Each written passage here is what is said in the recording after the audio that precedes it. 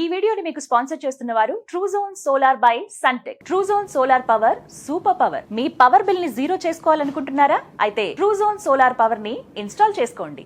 నమస్కారం, welcome to Suman TV. నేను గీతాంజలి. ప్రస్తుతం మనతో పాటు భారతీయ శంకరపీఠం వ్యవస్థాపకులు, ప్రముఖ ఆధ్యాత్మికవేత్త, జ్యోతిష్యులు, బ్రహ్మశ్రీ అన్నవరపు తిరుపతి మూర్తి అవధాని గురువు గారు ఉన్నారు. వారితో మాట్లాడదాం. గురుగారు నమస్కారం అండి. ఓం శ్రీ మహాగణాధిపతయే నమః. ఎన్నో అంశాలు మాట్లాడుతూ ఉంటాము. ఇందులో భాగంగా కొంతమంది ఎప్పుడైనా సందర్భం వచ్చినప్పుడు అడుగుతూ ఉంటారు, దైవ దూషణ చేస్తారు, వాటికి ఏం పాపం తగలదా అని. ఎందుకంటే ఇంత బాగా దేవుడిని ప్రేమిస్తాము, అన్ని సేవలు అవన్నీ చేస్తూ ఉంటాం, అలాగే కోపం కూడా వస్తుంది దేవుడి పైన, దైవ దూషణ చేస్తాము, నిందాస్తుతి కూడా ఉంది కదా అని ఒక మాట వస్తూ ఉంటుంది. దైవ దూషణ చేయటం అనేది అది ప్రేమతో చేయటమా, లేకపోతే కోపంతో చేసిన దూషణ? దూషణ. మరి దానికి తగ్గట్టుగా ఫలితం పొందుతామా? ఎలా అసలు దైవం నుంచి ఎలాంటి ఫలితాలు మనకి అందుతాయి? తప్పకుండా అమ్మా. మన పూర్వీకుల నుంచి మనం వినాశకాలే విపరీత బుద్ధి అనేటువంటిది వింటూనే ఉంటాం. అలాగే మతిం ధర్మేం గతిం శుభాం, అంటే మన మతి, మన ఆలోచన ఉండే విధానాన్ని అనుసరించి మన గతి అనేటువంటిది శుభంగా ఉండాలా అశుభంగా ఉండాలనేటువంటిది అక్కడ చెప్పబడి ఉంది. దీనికి ఉదాహరణలు విపరీతంగా ఉన్నాయండి. రీసెంట్గా ఒక ఉదాహరణ కూడా వచ్చింది. నేను నిన్ననే దాని గురించి నా భారతీయ శంకరపీఠం యూట్యూబ్లో కూడా కాస్త ఒక మోస్తరులో కడిగా కానీ గట్టిగా కడగలేకపోయా, కానీ రాత్రి తెల్లవారు నాకు నిద్ర పట్ల గట్టిగా కడగలేకపోయాను అని చెప్పి ఒక ఇష్యూ నుంచి సంబంధం లేకుండా వేరే దిశగా మారిపోయిందండి. ఆయన ఎవరో శివాజీ గారు అని చెప్పి సినిమా యాక్టర్ గారు. ఆయన పద్ధతి సాంప్రదాయం గురించి మాట్లాడేటువంటి దాంట్లో 2 మాటలు వచ్చినాయి. దానికి ఆయన అపాలజీ కూడా చెప్పారు, అయిపోయింది. ఆ విషయాన్ని పట్టుకొని చిలికి చిలికి చిలికి చిలికి చిలికి చిలికి గాలివానైనట్టుగా పెరిగింది. ఇందులో అతను అన్వేషణ, అతను ఎవరు కూడా అసలు నాకు నిన్నటి వరకు తెలియదు. ఇవి చాలామంది ఫోన్ చేసి, గురువుగారు అన్వేష్ ఇలా మాట్లాడారు కదండి, మీరు దాని గురించి ఏమైనా మాట్లాడతారా అంటే, అసలు అన్వేష్ ఎవరు అంటే ఎవరు కొన్ని లింక్స్ పంపించారు. అవన్నీ చూస్తే నాకు అనిపించింది ఇట్లాంటి వారు కూడా ఉన్నారా అని. చాలామంది ఫోన్ చేసి ఏమడిగారంటే, అండి గురుగారు మీరు ఏదైనా గట్టిగా మాట్లాడాలని, ఏదైనా చేయాలండి అన్నారు. ఏంటంటే నేను చెప్పే వీడియోలో కొన్ని విషయాలు వాళ్ళకు కూడా తగలాలి. నేనేమన్నా అంటే దాందే ఉందయ్యా, అందరూ కలిసి రండి, నిరాహార దీక్ష చేద్దాం, నేను ముందుంటా, ధర్నా చేద్దాం, నేను ముందుంటా. నేను ఒక్కరిని ఉంటే ఉపయోగం లేదు, 10 మంది ఉన్నారా చెప్పండి, నేను వస్తాను, కూర్చుంటాను. అతను ఎక్కడున్నా సరే అరెస్ట్ చేసి ఇక్కడికి తీసుకురావాలి, క్షమార్పణలు చెప్పించాలి. అప్పటి వరకు ఎన్ని రోజులైనా ప్రాణం పోతుందన్నా సరే నిరాహార దీక్ష కూర్చుని ధర్నాకి దిగుదామన్నా. గురుగారు చాలా పనులు ఉన్నాయండి, మేము అక్కడికి వచ్చి కూర్చోలేమండి.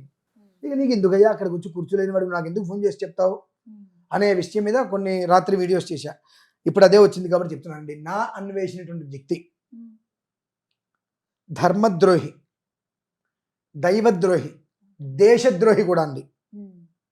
ఏంటండి ఎవరు? దేశద్రోహి కూడా. నేను అలా మాట్లాడచ్చా అంటే,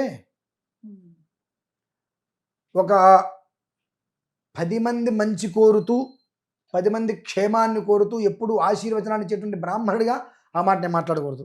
కానీ ఇప్పుడు దేశంలో ఉంటూ ఆ తిండి తింటున్నాను కనుక దేశానికి పట్టినటువంటి పీడ ఏదైతే ఉందో ఆ పీడ గురించి మాట్లాడదలుచుకున్నా.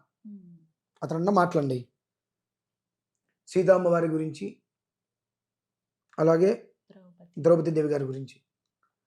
అతని బ్రతుక్కి ధర్మజ్ఞానం ఏముండింది, ధర్మదృష్టి ఏముందండి? ఎలా పడితే అలా మాట్లాడేశాడు. 1. 2, భారతదేశం దరిద్రంట. ఇక్కడ నేను రాను, దరిద్రము, నా కూతురిని కూడా రేప్ చేసేస్తారు ఇక్కడికి వస్తే. మరి అతనే సిగ్గు లేకుండా, తల్లి తండ్రి ఉన్నారు, నా భార్య పిల్లలు ఉన్నారు, వాళ్ళు కనుక ఈ వీడియో ఇలా చూస్తే వాళ్ళు ఏమనుకుంటారనేటువంటి కనీసం విచక్షణ కూడా లేకుండా, వేరే దేశంలో నేను 1000 రూపాయలు ఇచ్చి 14 ఏళ్ళ అమ్మాయితో నేను కలిశానని చెప్పి చెప్పుకున్నాడు గొప్పగా. మరి వీడు మాట్లాడుతున్నాడు వాళ్ళ అమ్మాయిని ఎవరో రేపు చేస్తారు వచ్చి. అది ఎంతవరకు అతను మాట్లాడేటువంటి ఇదండి. భారతదేశానికి రాను, అదొక దరిద్రం అంటూ, నేను తప్పు చేశాను, నన్ను క్షమించండి, నా క్షమార్పణ మీరు తీసుకోకపోతే 2026 మొత్తం మీకు అష్టదరిద్రాలు పట్టుకుంటాయని చెప్పాను.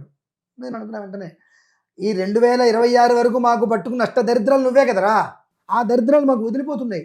నాకైతే నేను అనకూడదు కానీ ఒక్క మాట అంటారు, మీకు కోపం రాదంటే క్షమించండి, ఈ మాట నేను మాట్లాడకూడదు. కాకపోతే ఏంటంటే ఎంత రగులుతుందో కడుపు నాకు తెలుసు. అతను మాట్లాడేటువంటి మాటలు, దూషణలు. ఇప్పుడు గరికపాటి వారంటే నాకు ముఖాముఖిగా ఏం లేదు. కానీ ఆయన గురించి మాట్లాడినటువంటి అసభ్యపదమైనటువంటివన్నీ కూడా ఉన్నాయి కదా! అంతా నాకు కష్టంగా అనిపిస్తుంది. అతను మాట్లాడినటువంటి మాటలు. అతను చేసే వీడియోస్ చూసా. ఏ ఒక్క వీడియో అయినా ధర్మానికి ఆచరణగా ఉందా అండి? చెడ్డీలేసుకునేవే కదండీ! అతను మాట్లాడే మాటలు కూడా చూసారా ఎంత బాగున్నాయో? ఏ ఒక్కళ్ళకి ఒంటికి బట్టలు లేవు, చెడ్డీలేసుకొని తిరుగుతున్నారు చూడండి ఎంత అందంగా, ఇవే కదండీ అతను చెప్పేవి. అంటే తాను చెడ్డ కొద్ది వనమంతా చేర్చింది అని చెప్పి ఎంతమంది జీవితాల్ని నాశనం చేసి ఉంటాడు. కానీ ఒక్క విషయంలో ఆనందపడ్డా. అతను మాట్లాడిన మాటలకి కొంతమంది వెంటనే అతన్ని అన్‌ఫాలో చేసి బయటకొచ్చారు. కొంతమందికైనా ధర్మ దృష్టి ఉంది. పోన్లే భగవంతుడా! కానీ అక్కడితో సరిపోదండి. దాదాపుగా 1,00,000 మంది పైన. 2,00,000 మంది పైన నేను విన్నానండి. కానీ అది సరిపోదండి. అది కాదే తనకు కావాల్సింది. మతిం ధర్మేం గతిం శుభాం. నీ మతి ఏ రకంగా అయితే గనక చలించిందో ఆ రకంగా నీ గతి కూడా అలాంటి స్థితికి రావాలి మళ్ళీ.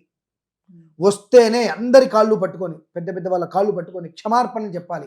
ఏ దేవత గురించి నోరు పారేసా అదే దేవతకి అభిషేకం చేయాలి. అసలు వాడి చేత చేయించకూడదండి. అంతకన్నా దౌర్భాగ్యం ఇంకోట్లేదు. కానీ వాటి నమస్కారం చేయించాలి. ఎటువంటి మాటలండి. అతను తినే తిండి ఎక్కడిదో తెలుసా అండి మళ్ళీ? మరి అతను అన్నం తింటున్నాడో అశుద్ధం తింటున్నాడో నాకు తెలియదు. తెలుగు వాళ్ళకి అతని వీడియోస్ చూసేదంతా. ఇంగ్లీష్ వాళ్ళు ఎవరు చూడరు, హిందీ వాళ్ళు ఎవరు చూడరు. అన్ని తెలుగు వాళ్ళు చూస్తూనే ఉన్నారు. తెలుగు వాళ్ళ చూడటం బట్టే వ్యూవర్షిప్ వెళ్తుంది. అన్ని లక్షలు సంపాదిస్తున్నాడు. మరి ఇన్ని లక్షల మంది నుంచి వచ్చేటువంటి డబ్బుతో తను తింటున్నాడని, అతను అన్నం తింటున్నాడా, అశుద్ధం తింటున్నాడా, ఏం తాగుతున్నాడు అతను? అంటే ఏం తింటే ఆ బుద్ధులు పుడతాయి. మరి అతను తినేది ఏంటండి? అటువంటి బుద్ధులు పుట్టి అసలు సంబంధం లేదు. అమ్మా ఆడవాళ్ళు మీరు ఎలా కావాలంటే అలా ఉండండి, విచ్చలవిడిగా. నువ్వెవడో చెప్పడానికి విచ్చలవిడిగా ఉండవని చెప్పి. నీలాంటి వాడి వల్ల కాదు దేశం నాశనం అయిపోయింది. 30 ఏళ్ళు వెనక్కి వెళ్ళండి, ఎక్కడైనా పసిపిల్లల మీద మానభంగాలు జరిగాయండి? ఏం లేదు కదా. అందరూ బాగానే ఉండేవారు. వివాహమై 60-70 సంవత్సరాలు వచ్చినా ఎన్ని తగాదాలు వచ్చినా విడిపోయేవాళ్ళు కాదు కదా. ఇటువంటి వెధవలు, ఇటువంటి వాళ్ళు మాట్లాడేదాన్ని బట్టి స్త్రీ స్వేచ్ఛ అవసరమైన, స్త్రీకి స్వేచ్ఛ ఉండాలి. అది ఎంతవరకు ఉండాలి? భూమి మీద ఉండేటువంటి వాళ్ళు మగవాళ్ళల్లో 70% వెధవలే ఉన్నారు, ఒప్పుకుంటా. వాళ్ళు ఎలా ఉన్నా వంకర దృష్టితో చూస్తారు. ఆ దృష్టి చూడటానికి అవకాశం మనము ఇవ్వకూడదు కదా. అనే ఒక మనిషి చేత మనం వేలెత్తి చూపించుకోకూడదు. అదే మనం తప్పు. కానీ మన తల్లిదండ్రులు మన కోరికల కోసం రకరకాల బట్టలు ఇచ్చేదో వేసుకుంటూ దాన్ని మన రోడ్డు మీదకి వెళ్ళడం, 10 మందికి 10 రకాల అవకాశాలు ఇవ్వడం జరిగింది. అమ్మా ఇలా వద్దు. మీరు సినిమాల్లో ఉన్నప్పుడు ఏ బట్టలైనా ఉండండి, బయటకి వచ్చినప్పుడు మాత్రం పద్ధతిగా నిండా వస్త్రాలు కట్టుకొని చక్కగా పద్ధతిగా ఉండండి అనేగా చెప్పింది ఆయన. అందులో 2 మాటలు దొరికినాయి. దానికి ఆయన క్షమార్పణ చెప్పాడు. కానీ ఆ విషయాల్ని తీసుకొని కేవలం ఎక్కడికో వెళ్ళిపోయింది. ఇప్పుడు కొంతమంది ప్రబుద్ధులు బయటకు వచ్చి రకరకాలుగా మాట్లాడారు. ఈ మాట్లాడిన వాళ్ళ ఆడపిల్లల మీద అఘాయితీయాలు జరుగుతుంది మాట్లాడారండి. మరి ఇప్పుడు ఎందుకు లేచింది నోరు? అసలు దేనికి మాట్లాడాలో, దేనికి మాట్లాడకూడదో తెలియకుండా కూడా విచక్షణ కోల్పోతున్నారండి. అటువంటి స్థితిలో అసలు సంబంధం లేనటువంటి వ్యక్తి నువ్వేదో దేశాలు పట్టుకుని తిరుగుతున్నావు, భార్య బిడ్డలను పక్కన పెట్టావు, తల్లిదండ్రులు పక్కన పెట్టావు, ఇండియాకి రాకుండా దేశాలు పట్టుకుని తిరుగుతున్నావు. ఎందుకు తిరుగుతున్నావు అడగట్లా. నువ్వు చూపించే వీడియోలు అందరూ చూస్తూనే ఉన్నారు కదా అని చెప్పి నువ్వు ఏం మాట్లాడినా తలకాయించుకుంటారనుకుంటున్నావా, తలుపుతారనుకుంటున్నావా? ఇదంతా తప్పండి. అటు ఇవాళ కాదండి, నేను కొన్ని వీడియోస్ చూశాను నిన్న మొన్నట్లో. చాలామంది పెద్ద పెద్ద వాళ్ళని అన్నరాని మాటలు, నోటికి ఏ మాట వస్తే మాట, ఎంత మాట వస్తే ఎంత మాట, ఇవన్నీ కాకుండా ఈ మాటలు నేను మాట్లాడుతున్న కారణం ఏంటంటే, అతను ఏదో అన్నాడు, ఈ సగం బట్టలు వేసుకోకుండా అంటే ఏ లం కొడుకు కూడా ఏది చూడ్డం. ఎవరిని ఉద్దేశించి ఉంటున్నావు నువ్వు? అంటే ఆ మాటలకి నేను ఇలా స్పందించాల్సి వస్తుంది. లం కొడుకు ఏంటంటే ఎవరంటే నువ్వు ఏం మాట్లాడినా పడతారనుకుంటున్నావా? అదంటే ధర్మమేనా మాట్లాడటం? దేవీ దేవతలు, నీకు విచక్షణ లేదు, నువ్వు ఏం తింటున్నావో తెలియదు, నోరు ఎలా మాట్లాడుతున్నావో తెలియదు, ఎలా పడతారో నోరు ఉంది కదా అని వాగేస్తే నోరా వీపుకు చేటు అంటారు మన వాళ్ళు. ఏం జరిగిందండి? సరిపోదండి ఇది.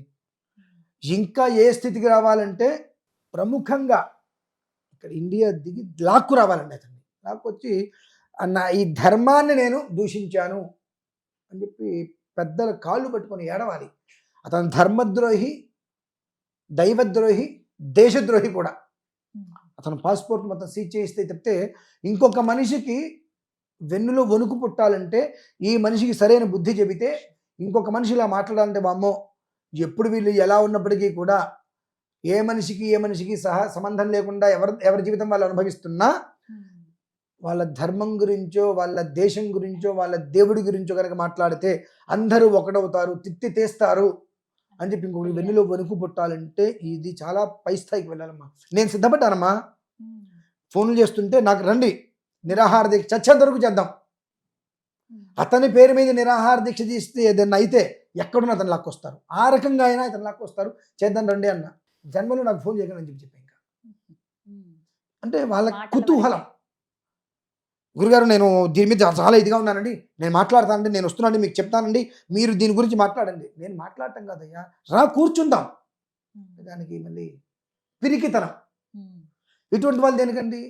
నేను ఇప్పుడు కూడా సిద్ధంగా ఉన్నా. ఎవరన్నా చేద్దాము అంటే ముందుకు వెళ్తాను. నేను నిరాహార దీక్ష అంటే నేనే కూర్చుంటా. ప్రాణం పోతే పోతుంది. ఆ ద్రోహం చేసినటువంటి వ్యక్తి అతి జుగుప్సాకరంగా అత్యంత మనం వాడకూడదు అటువంటి రీతిలో దేవతల్ని పదజాలం వాడాడు అని అంటే ఎలాంటి శిక్ష వేస్తే అతనికి బుద్ధి వస్తుందండి? అటువంటి శిక్ష వెయ్యాలండి. వీళ్ళందరికీ కూడా నేను చెప్పేది అదే. అందులోంచి మనం బయటకు వచ్చేస్తే సరిపోదు. గతి లేక మతి చెడి రోడ్డును పడాలి. ఆనాడు ధర్మం అంటే ఏంటి, సనాతనం అంటే ఏంటి, సనాతనం అంటే ఏంటి అని డౌట్ వస్తుంది అందరు కదండి. శుక్లాంబరధరం విష్ణుం శశివర్ణం చతుర్భుజం ప్రసన్నవదనం ధ్యాయేత్ సర్వ విఘ్నోపశాంతయే. కొన్ని వేల సంవత్సరాల క్రితం ఇదే శ్లోకం. కొన్ని వేల సంవత్సరాలు దాటినా ఈ శ్లోకంలో అక్షరం మారదు. ధర్మం అంటే అదే కదండి. కాలం మారిందంటే కాలం ఎక్కడికి మారలా. సూర్యుడు వేల సంవత్సరాల క్రితం తూర్పే ఉదయించాడు, ఇప్పుడు తూర్పే ఉదయిస్తున్నాడు, తర్వాత తూర్పే ఉదయిస్తాడు. కాలం ఎక్కడికి మారలేదండి. మనం అప్డేట్ అప్డేట్ అప్డేట్ అనుకుంటూ మనకు ఉన్న దాంట్లో మనం అప్డేట్ అవ్వాలి, వేరే వాళ్ళ దాంట్లో అప్డేట్ కదండి. మొన్న నేను అమెరికా వెళ్ళా కదా, అక్కడ చూస్తే నాకు ఎంత ముచ్చటేసిందో. అసలు మన వాళ్ళు కాదు, మనకు సంబంధం లేదు, వాళ్ళందరూ చీరలు కట్టుకొని ఆ పంచలు కట్టుకొని ఒక పక్క ఊడి వాళ్ళకి అలవాట్లేదు, దాని మీద బెల్ట్ లాంటివి పెట్టుకొని జాగ్రత్తగా వచ్చి అక్కడ కూర్చొని గంటలు గంటలు కూర్చొని భజన చేస్తుంటే కృష్ణ కృష్ణ రామరామని భజన చేసుకుంటూ ఆ ఊరేగింపు చేస్తుంటే చక్కగా ఎగురుతూ డాన్సులు వేసుకుంటూ తిరిగి మన పిల్లలతో పాటుగా ఇంతింత పిల్లలు వచ్చి పట్టు జాకెట్లో వేసుకొని వచ్చి కూర్చొని వాళ్ళకి పారాయణీలను వేసుకుని ఎంత ముద్దు వచ్చిందో. అక్కడ ఉన్నటువంటి తెలుగు పిల్లలందరూ కూడా లలిత సహస్రనామం చెప్పని కోరుకున్నారండి. ఇక్కడ మన వాళ్ళు ఏంట్రా అంటే ఆచమానం అంటే మా పిల్లలకి ఆచమానం తెలియదండి. ఇవాళ నువ్వు ఆచమానం చెప్పలేదు, రేపు ఉదయము నీకు నీళ్ళు ఇస్తారని ఎలా ఊహిస్తున్నావు? ఇటువంటి కొన్ని చిన్నపిల్లలకి మనం నేర్పాలండి. భయపెట్టకూడదు. భయపెట్టకుండా ఆచరణలోకి తీసుకెళ్తే భవిష్యత్తు మన పిల్లల్ని మనం కాపాడుకునే వాళ్ళం అవుతాం. ఎందుకంటే ఇవాళ రోజులు ఎలా ఉంది అంటే పసిపిల్లలు అనేటువంటిది కూడా లేకుండా ఎలా పడితే అలా మృగాల కన్నా దారుణంగా ప్రవర్తిస్తున్నారు అని అంటే, ఒకటి వాళ్ళ హీనమైన బుద్ధి, రెండు స్వతహాగానే వాళ్ళ చంచలమైన బుద్ధికి కొన్ని రకాలుగా స్త్రీ అంటేనే ఎవరు తెలుసు అంటే ముందు నగాయత్ర్యా పరం మంత్రం నమాతు పరదేవతం. స్త్రీ అంటే మాతృశబ్దం. గాయత్రి మంత్రాన్ని మించినటువంటి మంత్రం లేదు అని ఎలా అయితే ఉందో, స్త్రీకి మించినటువంటి దైవం లేదు అనేటువంటిది ఉంది. ఎక్కడైతే స్త్రీ పూజింపబడుతుందో అక్కడ దేవతలు ఉంటారు అనేటువంటిది కూడా చెప్పబడి ఉంది. ఇద్దరు స్త్రీలను మనం పక్కపక్కన పెడితే ఎలా ఉంటారు చెప్పండి? ఒకరినేమో నిండుగా చక్కగా చీర కట్టి చేతులు గాజులు వేసి నిలబెడతాం, ఇంకొకరినేమో సగం సగం బట్టలు వేసి నిలబడితే దండం ఎవరికి పెడతారు, ఫోటోలు ఎవరికి తీస్తారు? కనిపించేస్తుంది. అంటే నేను అంటాం కాదమ్మా, అంటే కొంచెం సినిమాల్లోకి వెళ్తున్నారు, అది మనం మాట్లాడకూడదు దాని గురించి, అది వాళ్ళ వ్యక్తిగతం, వాళ్ళ జీవన విధానం. బయటకు వచ్చిన తర్వాత నీ ఇంట్లో పూజలు చేస్తున్నప్పుడు, దేవాలయానికి వెళ్తున్నప్పుడు, ఫంక్షన్స్కి చక్కటి ఫంక్షన్స్కి వెళ్తున్నప్పుడు నిండుగా కనిపిస్తే అబ్బా ఎంత నిండుగా ఉందిరా అమ్మాయి, మా అమ్మలాగా ఉంది ఇలానే అనుకుంటా తప్ప ఇంకొక భావన తొందరగా రాదు. అది మన పిల్లలకి అలవాటు చేస్తే భవిష్యత్తులో స్త్రీ అంటే బలహీనత కాదు అనేటువంటి ఒక స్థితి రావడానికి చెడగొట్టుకుంది మనమే. దాన్ని మార్చుకోవాల్సింది మనం. ఇటువంటి దరిద్రపు విధవులకి అవకాశం ఇవ్వకుండా వాడు చేసినవన్నీ కూడా అన్వేషించినటువంటి వాడి వీడియోలు చూస్తే ఒక రకమైన వికారము, జుగుప్స, ఏది ఒక్కటి కూడా. నేను ఈ ఆలయానికి వెళ్ళా, ఆలయంలో ఇంత అద్భుతం ఉంది, ఇంత చరిత్ర కలిగిన ఆలయం, ఇన్ని వందల సంవత్సరాల చరిత్ర ఉంది, ఈ దేశంలో మన ఆలయం ఉంది, ఇంత చరిత్రను ఎక్కడ ఉందండి? ఎక్కడ చూడు ఏ వీడియో, నేను కొన్ని వీడియోస్ చూస్తే ఏ వీడియో చూసినా మాటలు చూశారా అండి, చెడ్డీలు వేసుకుని ఉన్నారు, ఎంత బాగున్నారో. నువ్వు నాశనమైంది కాక ఎంతమంది జీవితాన్ని నువ్వు నాశనం చేసినట్టు. ఎక్కడికి పోదండి. చెరపకురా చెడేవు, నవ్వుతూ చేసేది ఏడుస్తూ అనుభవిస్తారంటారు చూసారండి, ఇదే. ఇటువంటిది ప్రతి మనిషికి కర్మ ఎప్పుడు నీ జోలికి రాదు. అది వస్తుంది ఒకరోజు, నువ్వు చేసిన దానికి ప్రతికర్మ ఇవ్వడానికి వస్తుంది, ప్రతిఫలం. ఆ ఇచ్చిన రోజు నాడు గిజగిజలాడుతుంది. నీటిలో ఉన్నటువంటి చేప ఒడ్డుకు వస్తే దాని బ్రతికి ఏమవుతుందో పాపం, ఆ స్థితికి ధర్మం జోలికి వస్తే ఆ స్థితికి దిగజారాలండి. ఉదాహరణ ఇది ఎక్కడో అక్కడ కళ్ళ ముందు ఇప్పుడు ప్రజెంట్ కనిపిస్తుంది ఉదాహరణ ఇది ఒకటే. అది నేను గట్టిగా చెప్తా. అందుకనంటే అనరాని మాటలు, నేను ఆ మాట ఎందుకు రాల్సి వచ్చింది అంటే, ఆ లకారం మీద తిట్లకి అంటే అందరినీ తిట్టావు నువ్వు, ఆ మాట ఎంత ధైర్యం అండి, ఎంత బలుపు. ఇంకా మాట్లాడచ్చు కానీ అంత దిగజారిన స్థితిలో నేను లేను. అది మా పరిస్థితి అయితే. ధన్యవాదాలు గురుగారు. నమస్కారం. పరమేశ్వర.